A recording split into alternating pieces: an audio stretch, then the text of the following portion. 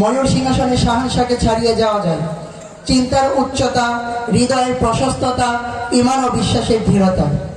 এ পর্যায়ে আমাদের সামনে ঈমানের আহ্বানকে আলোচনার জঙ্কারে উচ্চকিত করতে মসনদে আসছেন শাহ মোহাম্মদ ফয়জুল্লাহ কাসিমি দামাত বরকাতুহু আলিয়া, সাবেক সহকারী ইমাম, মসজিদে কাদিম, দারুল উলুম দেওবন্দ, ভারত ও বিশিষ্ট ইসলামী আলোচক চ্যানেল আই।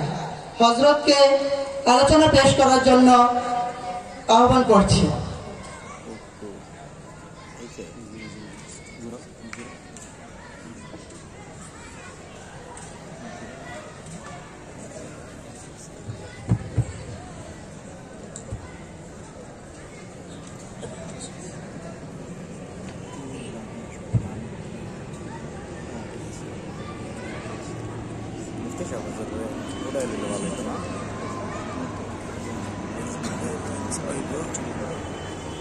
السلام عليكم ورحمة الله وبركاته.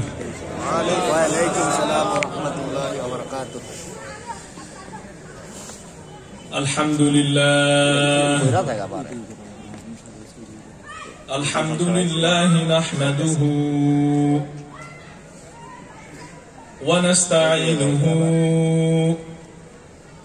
ونستغفره ونؤمن به ونتوكل عليه ونعوذ بالله من شرور أنفسنا ومن سيئات أعمالنا من يهده الله فلا مضل له ومن يضلله فلا هادي له ونشهد أن لا إله إلا الله وحده لا شريك له ونشهد أن سيدنا وسندنا ومولانا محمدا عبده ورسوله الذي أرسله الله تعالى بشيرا ونذيرا وداعيا إلى الله بإذنه وسراجا منيرا. أما بعد فقد قال الله سبحانه وتعالى في كلامه المجيد وفرقانه الحميد بعد أعوذ بالله من الشيطان الرجيم بسم الله الرحمن الرحيم إنما يخشى الله من عباده العلماء. وقال تعالى في آية أخرى وإنك لعلى خلق عظيم. صدق الله العلي العظيم. وقال رسولنا صلى الله عليه وسلم في حديث الشريف خيركم من تعلم القرآن وعلمه أو كما قال عليه الصلاة والسلام. اللهم صل على محمد وعلى آل محمد كما صليت على إبراهيم وعلى آل إبراهيم إنك حميد مجيد. اللهم بارك على محمد وعلى آل محمد كما باركت على إبراهيم وعلى آل إبراهيم إنك حميد مجيد.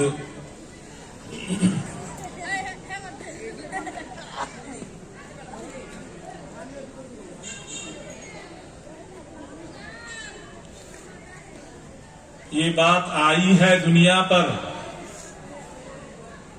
कि हम फूल भी हैं तलवार भी हैं।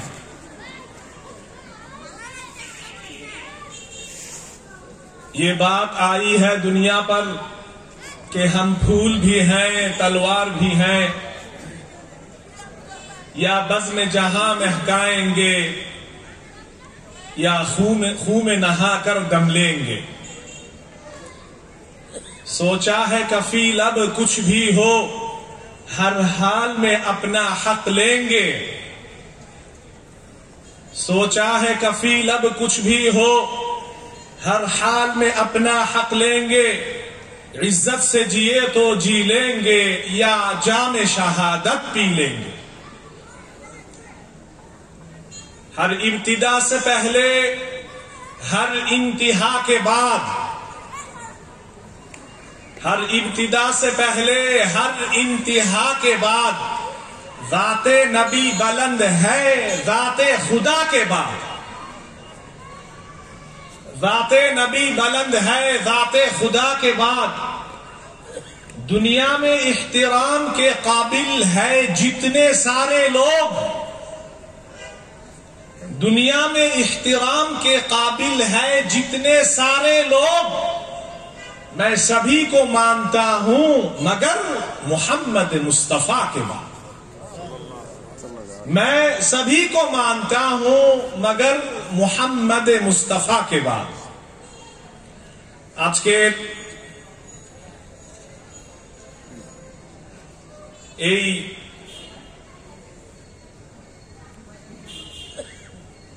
মহতি তাফসীরুল কুরআন মাহফিলের সম্মানিত আয়োজক বৃন্দ,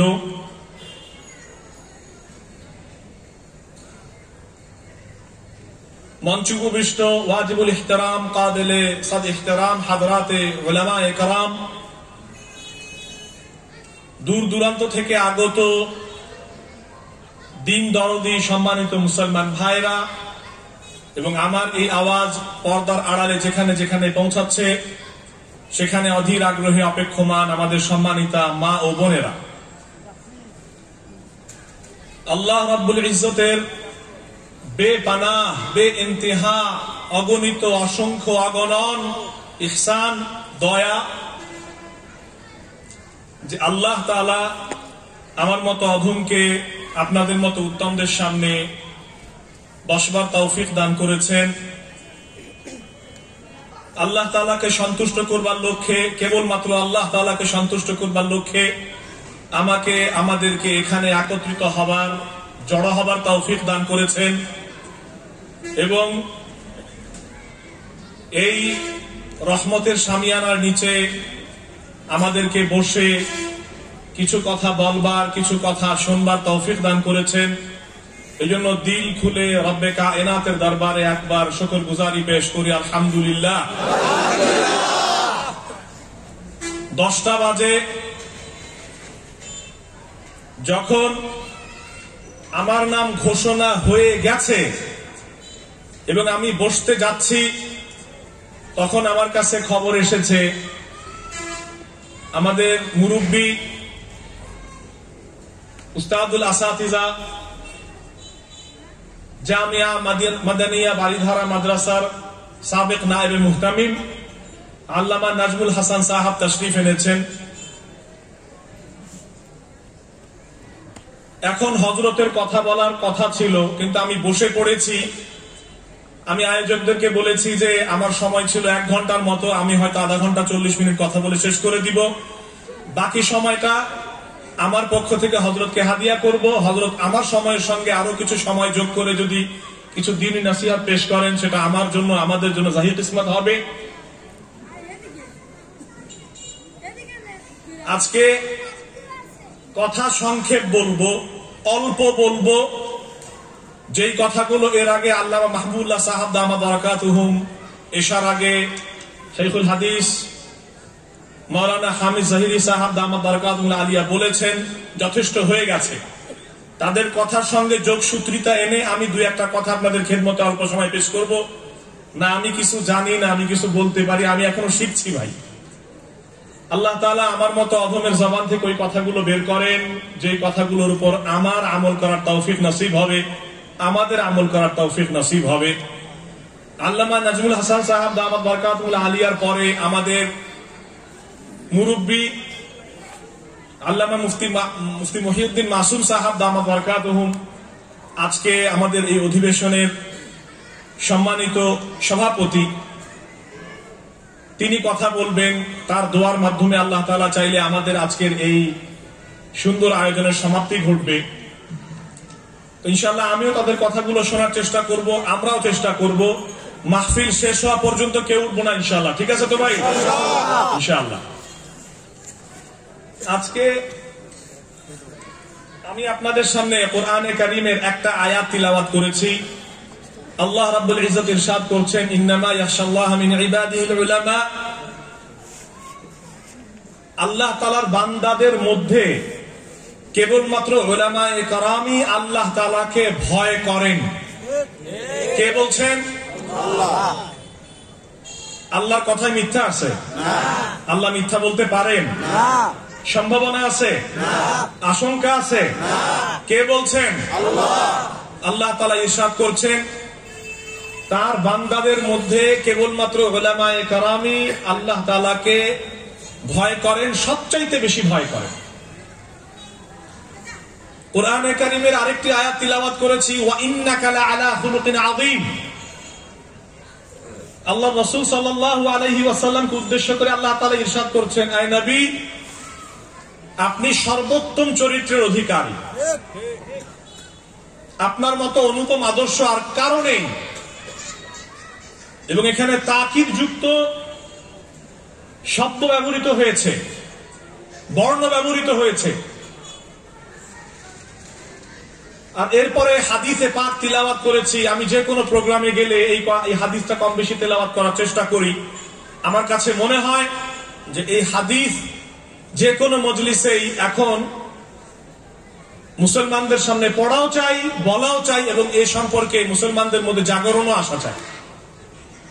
আল্লাহ রাসূল সাল্লাল্লাহু আলাইহি ওয়াসাল্লাম ইরশাদ করছেন, তোমাদের মধ্যে সর্বোত্তম ওই ব্যক্তি যে নিজে কোরআনে কারীম আগে শেখে এবং এরপরে অপরকে শিক্ষা দেয়।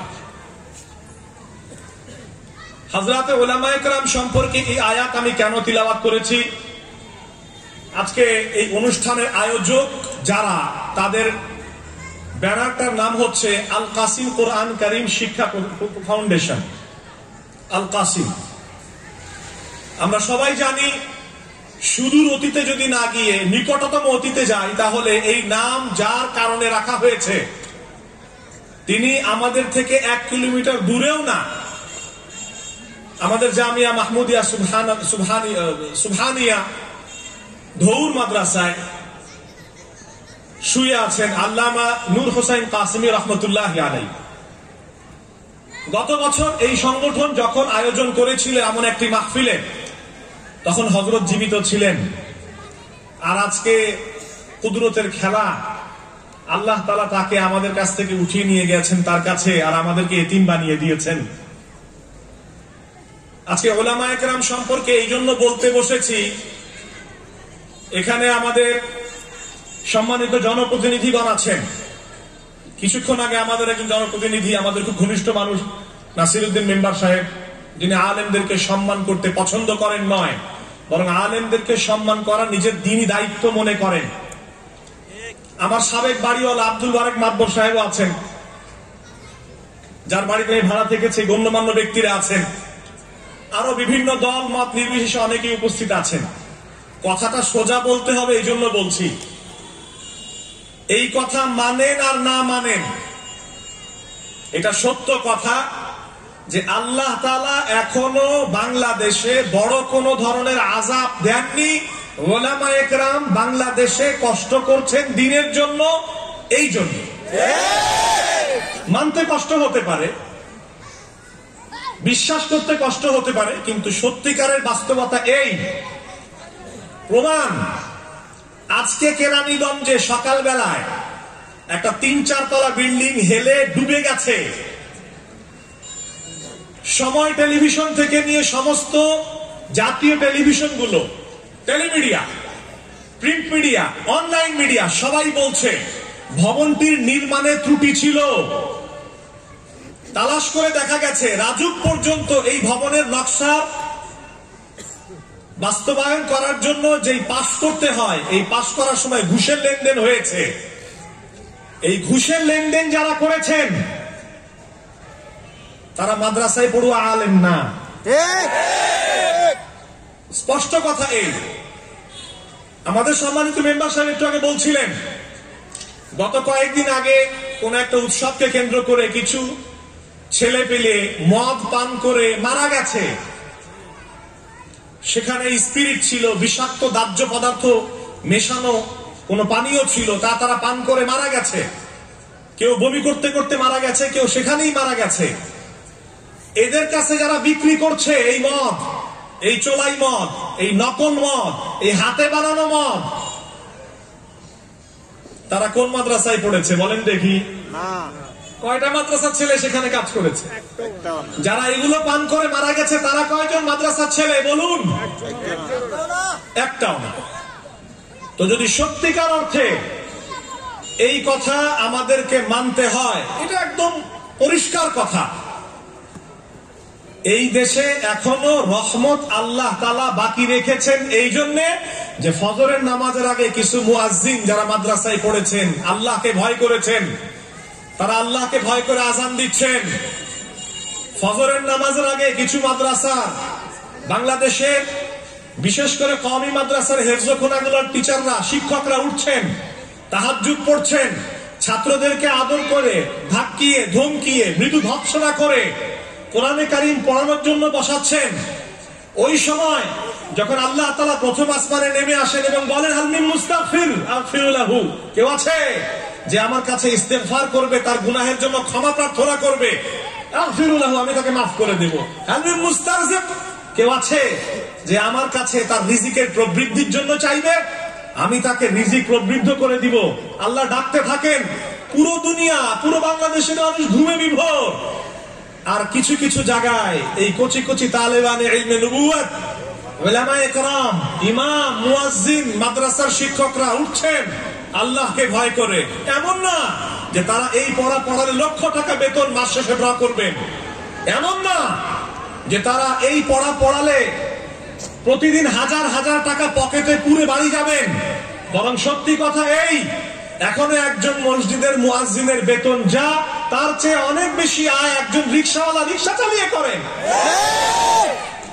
এখনো একজন পাঞ্জেখানা মসজিদে, একটা পাঞ্জেখানা মসজিদের সাধারণ ইমাম, সাধারণ বলাটা ভুল হয়েছে আমার, সম্মানিত ইমাম, যিনি সবগুলো মানুষের নামাজের জিম্মাদারি নিয়ে আল্লাহর কাছে দাঁড়িয়ে নামাজ পড়েন, আল্লাহর সাথে কথা বলেন, তার বেতন যদি কেউ শোনে তাহলে এই অর্থনৈতিক প্রবৃদ্ধি এবং মন্দার যুগে মানুষ লজ্জা পাবে। এরা শুধুমাত্র আল্লাহকে সন্তুষ্ট করবার জন্য মসজিদকে আবাদ করছেন, আল্লাহর ডাককে উঁচু করছেন, মাদ্রাসাগুলোকে আবাদ করছেন। দিন শিক্ষার মূল চালিকা শক্তি, দিন চলবে, দিন বাকি থাকবে, টিকে থাকবে, এর মূল চালিকা শক্তি ফ্যাক্টরি, প্রোডাকশন প্লেস। এই মাদ্রাসাগুলোকে উলামায়ে কেরাম খেয়ে না খেয়ে দাঁত কামড়ে, নিজের স্ত্রী অসুস্থ, তাকে কোন রকম বুঝিয়ে বাড়িতে রেখে, নিজের সন্তানের ঔষধের পয়সা নেই, তাকে বুঝিয়ে বাড়িতে রেখে, দাঁতে দাঁত রেখে, দাঁত কামড়ে আল্লাহকে সন্তুষ্ট করবার জন্য মাদ্রাসায় পড়াচ্ছেন। কখনো কমিটির বকা খেতে হচ্ছে পড়াতে গিয়ে, কখনো অধীনস্থ মানুষের কটু কথা শুনতে হচ্ছে, কখনো উচ্চপদস্থ মানুষের তির্যক চাহনির শিকার হতে হচ্ছে। এই সব কিছুকে তারা এক পাশে রেখে আল্লাহকে সন্তুষ্ট করবার জন্য এই দ্বীনি কাজগুলোকে আঞ্জাম দিয়ে যাচ্ছেন। খোদার কসম করে বলি, আল্লাহ তাআলা এই মানুষদের জন্যই এই আয়াত নাজিল করেছেন, ইন্নামা ইয়াখশাল্লাহা মিন ইবাদিহিল উলামা। জনগণের মধ্যে, মানুষের মধ্যে, ইবাদদের মধ্যে, বান্দাদের মধ্যে সবচাইতে বেশি ভয় আল্লাহকে যারা করেন তারা উলামায়ে কেরাম। তাদেরই একজন আমাদের মাথার টুপি ছিলেন আল্লামা নূর হোসেন কাসেমী সাহেব রহমতুল্লাহি আলাইহি, যার একজন ভাব শিষ্য আমি, যার নাতি সাগরিদ আমি, যার অসংখ্য সাগরিদ এখানে ছড়িয়ে ছিটিয়ে আছেন, পুরো বাংলায় ছড়িয়ে ছিটিয়ে আছেন। আমাকে যদি কেউ জিজ্ঞেস করে যে আপনি হুজুর সম্পর্কে যদি এক শব্দে কোন কথা আপনাকে বলতে বলা হয় তাহলে আপনি কি বলবেন? তাহলে আমি বলবো যে আমি হুজুরের মতো কোন আলেম দুনিয়াতে দেখিনি। দুনিয়ার লোক ছিল না, আল্লামা নাজমুল হাসান সাহেব দামাত বরকাতুহু আমার পরে বসবেন, মুফতি মহিউদ্দিন মাসুদ সাহেব দামাত বরকাতুহু তারপরে বসবেন। তারা বলবেন আরো ভালো করে। আমি তো অধম মূর্খ, আমি জানি না, কিন্তু যা জানি, যা দেখেছি, আমার বিয়ে হুজুর পড়িয়েছেন। সাধারণত কাজী বিয়ে পড়ানোর পর কাজীকে কিছু হাদিয়া দেওয়া হয়, এটা হারাম না। হাদিয়া দেওয়া হয়েছে হুজুরকে, আমার বাবা এবং আমার শ্বশুর হুজুরকে হাদিয়া দিয়েছেন। আমি তখন হুজুরের অধীনে খেদমত করি না, ঢাকার বাইরে পড়াই। হুজুর বললেন যে আমি আল্লাহর জন্য এসেছি, আমি এখানে টাকা নেওয়ার জন্য আসিনি। জোর করে দেয়া হলো, নিলেনই না।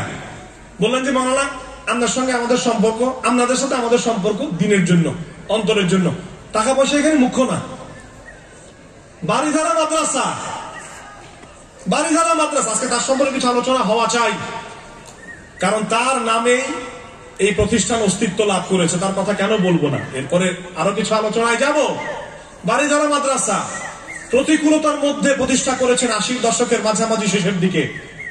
বৃষ্টি হতো, লাল মাটি চটচট করত, খাবার ছিল না। আমার আত্মীয় স্বজন সেখানে পড়েছেন, টিনের চালা ঘরে থাকতেন, তারা ছাত্র জীবনে পড়তেন। বৃষ্টি এসেছে, টিনের দুর্দশা এমন ছিল, ছিদ্র ছিল, পানি পড়তো। রাত্রে ২-৩টার দিকে বৃষ্টি এসেছে, ছেলেরা সুন্দর করে বেডিং গোল করে মাথার উপরে দিয়ে বসে আছে, নইলে ভিজে যেতে হবে। বাবুর্চি এসেছে, হুজুর চাউল নাই, কি করবো? কামারে কখনো আমি কি চাউলের মালিক? আল্লাহর কাছে বলো, আল্লাহর কাছে বলো, আল্লাহর কাছে বলো, আল্লাহর কাছে বলো, আল্লাহর কাছে বলো। বাবুর্চিকে পাঠিয়ে দিয়েছেন মসজিদে। আল্লাহ ওবায়দুল্লাহ ফারুক সাহেব দামাত বরকাতুহু বসে আছেন, তার পাশে নাজিউর রহমান মঞ্জু, আন্দারুল রহমান পার্থর বাবা, জেপি, জাতীয় পার্টি বাংলাদেশের সাবেক চেয়ারম্যান, খুব চমৎকার বক্তব্য দিতে জানতেন। ভোলার মানুষ, ডিপ্লোম্যাটিক জোনে থাকেন, এসেছেন। কি কাজ নিয়েছে হুজুর, মাদ্রাসা কেমন চলে?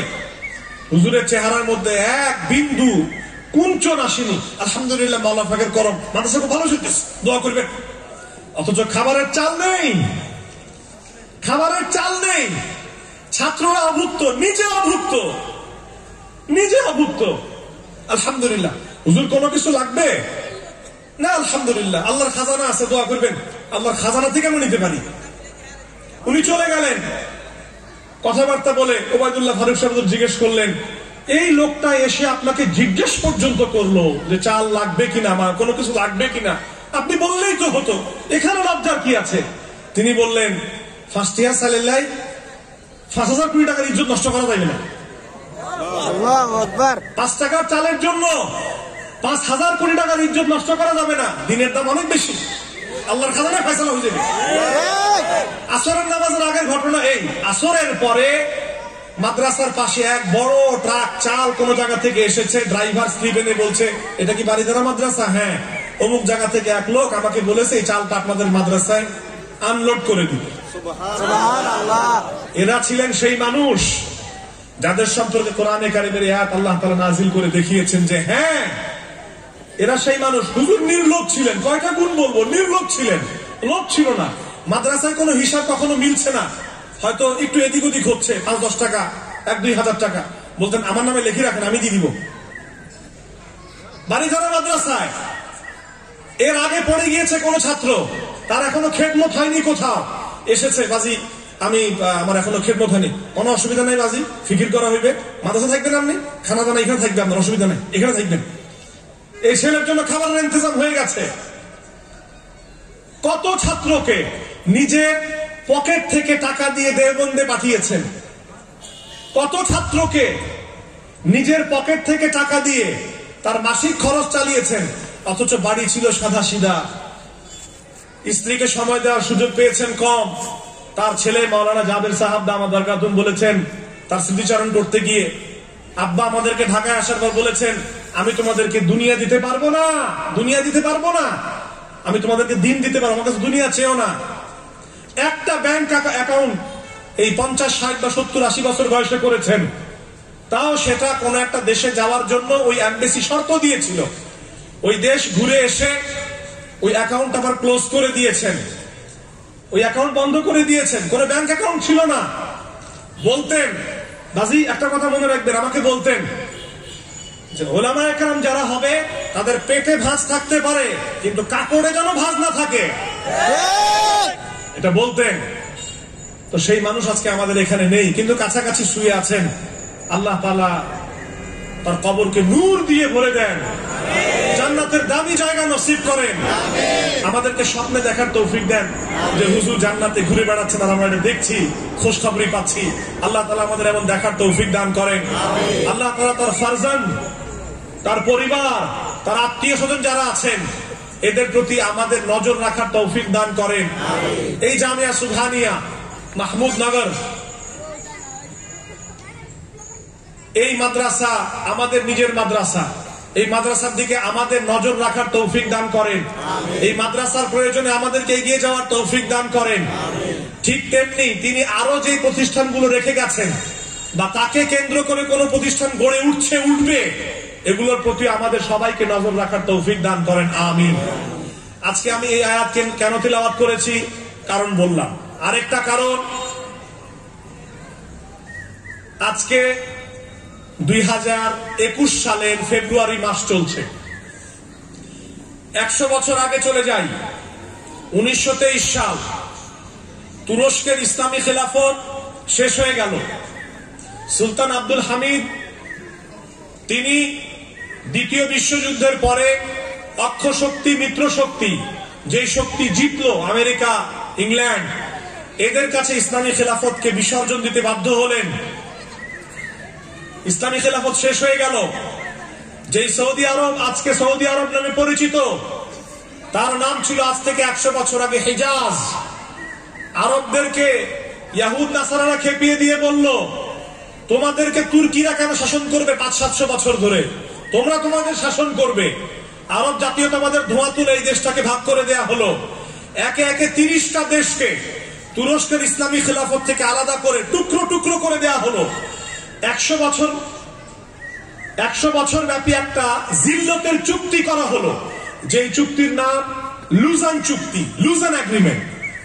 যেই চুক্তির মধ্যে এই কথা লেখা হলো যে এই তুরস্ক আজ থেকে ইসলামী খেলাফতের কোনো কথা বলতে পারবে না উসমানী খেলাফতের নামে। বুলগেরিয়া পর্যন্ত, ইউরোপের বুলগেরিয়া পর্যন্ত যে ইউরোপের বিস্তৃতি ছিল, যে উসমানী খেলাফতের বিস্তৃতি ছিল, তা বিলুপ্ত করে দেয়া হলো। তুরস্ক 100 বছর তার নিজের জমি থেকে কোন ধরনের তেল, গ্যাস, স্বর্ণ, তামা, ম্যাঙ্গানিজ, ইউরেনিয়াম কোনো কিছুই তুলতে পারবে না। এই চুক্তিতে বাধ্য করা হলো। সুয়েজ খাল মিশরে রয়েছে, একটি অত্যন্ত সামরিক ঐতিহ্যপূর্ণ গুরুত্বপূর্ণ স্থান, ঐতিহ্যবাহী গুরুত্বপূর্ণ স্থান। তেমনি বসফরাস প্রণালী, মারমারা সাগর, চিকেন নেক, মুরগির গলা নামে যেটাকে বলা হয়, বসফরাস প্রণালীর একটা পাশকে, এই পুরো পাশকে মুক্ত করে দিয়ে বলা হলো এশিয়া থেকে মধ্য এশিয়া হয়ে যত জাহাজ ইউরোপে ঢুকবে এরা কেউ তুরস্ককে ট্যাক্স দেবে না। ইউরোপ থেকে যত জাহাজ এশিয়া হয়ে মধ্য এশিয়া, তুরস্কের এই বুক চিরে এশিয়ায় প্রবেশ করবে, এরা কেউ তুরস্ককে ট্যাক্স দেবে না। ধীরে ধীরে সবকিছু সংকুচিত করে এই চুক্তির আওতাভুক্ত করে তুরস্ককে ভেঙে দেওয়া হলো। ইসলামী খেলাফত শেষ হয়ে গেল।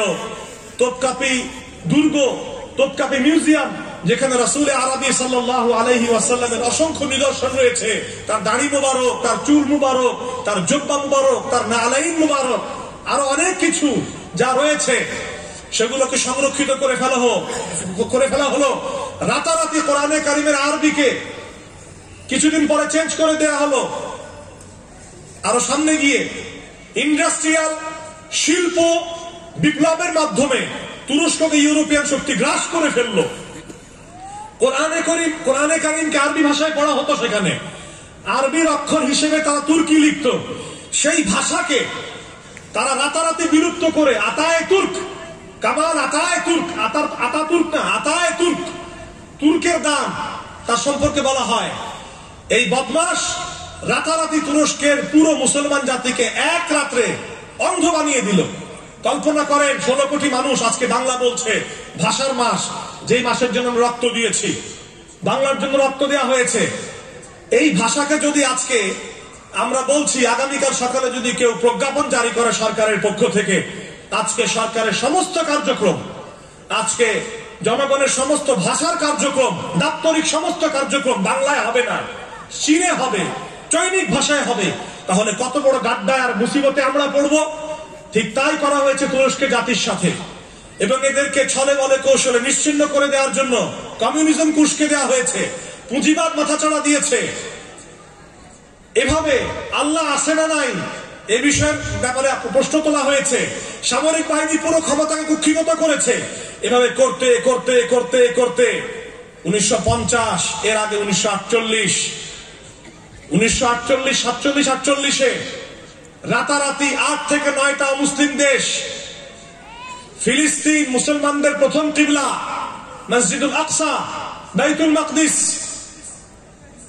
সেই বাইতুল মাকদিসকে ইহুদিরা দখল করেছে। রাতারাতি 8 থেকে 9টা দেশ, ইংল্যান্ড থেকে নিয়ে আমেরিকা, এই দেশগুলো সহকারে বড় বড় 8 থেকে 9টা দেশ রাতারাতি ইসরায়েলকে অবৈধভাবে স্বীকৃতি দিয়েছে। এর সেই ফিলিস্তিন, যে ফিলিস্তিনের ব্যাপারে ইহুদিরা এসে সুলতান আব্দুল হামিদ আখির, তুর্কি সুলতান, যিনি শেষ পর্যন্ত তুর্কি খেলাফতকে, উসমানী খেলাফতকে তার দেশ বাঁচানোর জন্য বিসর্জন দিতে বাধ্য হয়েছিলেন, তার কাছে ইহুদিরা এসে বলতো, সুলতান আপনারা তো এখন আপনাদের খেলাফতের কার্যক্রম চালাতে চাচ্ছেন না কেন? আপনাদের খরচ বেড়ে গেছে, ঋণে জর্জরিত হয়েছেন আপনারা। সুলতান আপনি যদি আমাদেরকে ফিলিস্তিনের মধ্যে অল্প কিছু জমি ইহুদিদের জন্য, একটা ফ্রি ল্যান্ড ফর জিউস যদি ইহুদিদের জন্য দেন, তাহলে আমরা আপনার সমস্ত ঋণগুলোকে শোধ করে দিব। তিনি বলেছেন, তোমরা আমার দুর্বলতা বুঝেছো, তাই আমার নারীতে, আমার শিরায় হাত রেখেছো, এবং আজকে এই জন্য এর আগে তোমরা আমাদেরকে বলতে পারোনি। কেন? কারণ অন্যান্য সমস্ত মুসলমান দেশে ইমামরা লাঠি নিয়ে খুতবায় দাঁড়ান, আর আমাদের তুর্কি খেলাফতে, তুর্কি উসমানী খেলাফতে আমরা তলোয়ার নিয়ে খুতবা দিতে দাঁড়াতাম। আমরা সেই জাতি। আজকে আমাদের ভঙ্গুর দশা, আমাদের বোকামির কারণে। আর এই জন্য আজকে তোমরা সুযোগ পেয়ে আমাদেরকে বলতে এসেছো জায়গা দিব আমরা তোমাদেরকে ফিলিস্তিনে। মনে রাখো, আমার জান চলে যেতে পারে, তারপর আমি ফিলিস্তিনের 1 ইঞ্চি জায়গা তো দূরের কথা, 1 মুঠ বালু আমি তোমাদেরকে দেব। এই কথা বলেছিলেন। তার ইন্তেকাল হয়েছে। এরপরে আস্তে আস্তে সময় গিয়েছে। 48-এ ফিলিস্তিনকে দখল করা হয়েছে। আজকে 2021-এ আমরা দেখতে পাচ্ছি কি অবস্থা ফিলিস্তিনের। ঠিক তেমনি 100 বছরের এই খেলাফতকে, 100 বছর ব্যাপী এই চুক্তির মধ্যে খেলাফতকে ধ্বংস করে দেওয়ার পরে কি কি হয়েছে? 1991 সালে উপসাগরীয় যুদ্ধে সাদ্দামকে খেপিয়ে দিয়েছে কুয়েত। মুসলমান লড়াই লেগেছে। সামান্য একটা তেলের খনি নিয়ে ইরাকের সাদ্দামকে পাশ্চাত্যের শক্তি খেপিয়ে দিয়েছে। মুসলমানের বিরুদ্ধে অস্ত্র ধারণ করেছে। 91 সালে আমেরিকা প্রবেশ করেছে সৌদি আরবে, to defend them, to save them, তাদেরকে রক্ষা করার কথা বলে ঢুকেছে। ঢুকে ইরাককে ছিন্ন ভিন্ন করে দিয়েছে। আজও 50,000 আমেরিকান সৈন্য সৌদি আরবকে রক্ষা করার নামে তাদের ব্যারেল তেল চুষে খাচ্ছে, স্বর্ণ নিয়ে যাচ্ছে। সৌদি আরবের সবচেয়ে বেশি স্বর্ণের রিজার্ভ ফোর্ট নক্সে আমেরিকাতে, সেখানে সংরক্ষণ করা আছে। মুসলমানদের সম্পদ নিয়ে আজকে অমুসলিমরা এই কথা ঘোষণা করতে পারে। ট্রাম্প, বিশ্বপাগল ট্রাম্প মোহাম্মদ বিন সালমানকে বলতে পারে যে 2 সপ্তাহ টিকবেন না, আমরা যদি সাপোর্ট তুলে ফেলে 2 সপ্তাহ আপনারা টিকবেন না, শেষ করে দেওয়া হবে। এগুলা বলা হয়েছে। 91 বলুন, 91-এর আগে আরেকটু পেছনে আসুন। ভিয়েতনাম এবং আমেরিকার মধ্যে লড়াই হয়েছে, দীর্ঘস্থায়ী গেরিলা লড়াই। আমেরিকানরা মরতে ক্লান্ত হয়ে গেছে। ভিয়েতনামীদেরকে মারতে ক্লান্ত হয়ে গেছে। এরপরে রাশিয়া হামলা করেছে আফগানিস্তানে 1979-তে। লম্বা সময় লড়াই চলেছে, 26 বছর, মুসলমানদের তেল গ্যাসকে লুণ্ঠন করবার জন্য। এভাবে চলতে চলতে আজকে 2021, 2023 সাল, আর মাত্র 2 বছর বাকি। এরপরে 100 বছরের সেই জিল্লতির চুক্তি শেষ হচ্ছে। দুনিয়া যাচ্ছে। ইউরোপ থেকে ইংল্যান্ড বেরিয়ে গেছে ব্রেক্সিট চুক্তি নিয়ে। অর্থনীতি ভঙ্গুর অবস্থা আছে। পুরো পৃথিবীর মধ্যে মুসলমান এবং ইসলামের যত ষড়যন্ত্র হয়েছে, আল্লাহ তত বেশি ইসলামের ব্যাপারে, মুসলমানের ব্যাপারে, কোরআনে কারিমের ব্যাপারে তত বেশি মনোযোগ পশ্চিমা বিশ্বকে দিয়েছেন। আজকে চেচনিয়াকে স্বাধীনতা দেওয়ার জন্য রাশিয়া অপারগ, আফগানিস্তান থেকে আমেরিকানরা তাদের সৈন্য নিয়ে যাচ্ছে, জানে এখানে পারবে না জিততে। তারা ইতিহাস পড়েছে, জানে গজওয়ায়ে হিন্দ আসছে, তারা জানে আফগানিস্তানের আদি নাম খোরাসান। আবু দাউদ শরীফের হাদিসের ভাষ্য অনুযায়ী হুজুর আলাইহিস সালাতু ওয়াস সালামের আগে, হুজুর আলাইহিস সালাতু ওয়াস সালামের পরে, কিয়ামতের আগে ইমাম মাহদী যখন আসবেন, শেষ জামানায় যখন দিনের জাগরণ হবে, তাকে সাহায্য করার জন্য একদল পাগড়ি বাঁধা লোক আফগানিস্তান থেকে, খোরাসান থেকে তাদের সহযোগিতায় যাবে। তুরস্কের সঙ্গে পাকিস্তান, চীন, ইরান চুক্তি হচ্ছে, মালয়েশিয়া এসেছে, আমেরিকার ক্ষমতা ভঙ্গুর প্রায়, চীন সেখান থেকে মাথাচাড়া দিচ্ছে, প্রতিবেশী দেশ আমাদের নিয়ে ছিনিমিনি খেলছে। এখন পুরা দুনিয়ার সমস্ত মুসলমানদের জন্য এই মেসেজ আজকে আমি কোরআনে কারিমের আয়াতের আলোকে দিতে এসেছি। খোদার ওয়াস্তে জাগেন, আওয়ামী লীগ হলেও জাগেন, বিএনপি হলেও জাগেন, জামাত ইসলামী হলেও জাগেন, তবলিগের এতাত ওয়াজাহাত হলেও জাগেন, কমিউনিস্ট পার্টি হলেও জাগেন, যারা যেভাবে আছেন জাগেন, চেনেন, নিজের দিনকে পড়েন, আল্লাহ বিশ্বাস করে ওলামায়ে কেরামকে সাথে নিয়ে চলেন। নইলে সেদিন আসছে, নইলে সেদিন আসছে, যেদিন বেশি দূরে নয়, যদি এই অবস্থা আমাদের বাংলার জমিনে চলতে থাকে, ইলমে দ্বীনের কদর না হয়, আলেম ওলামাদের কদর না হয়, এভাবে যদি মাহফিল বন্ধ করার কার্যক্রম চলতে থাকে, যদি খ্রিস্টানদের চক্রান্ত বাস্তবায়ন করবার জন্য বাংলাদেশের সীমান্ত এলাকাগুলোকে খ্রিস্টান মিশনারি স্কুল দিয়ে ভরে দেওয়া হয়, তাহলে সেদিন বেশি দূরে নয় যেদিন এই বাংলার জমিনে জানাজা পড়ানোর জন্য ইমাম পাওয়া যাবে না।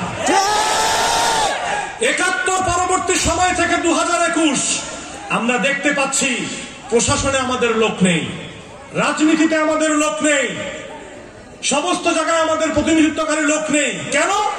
কারণ যেমন নাকি ইংরেজ ২০০ বছর আগে একটা ষড়যন্ত্র করে মোল্লা এবং মিস্টারের মধ্যে একটা পার্থক্য রচে দিয়েছে,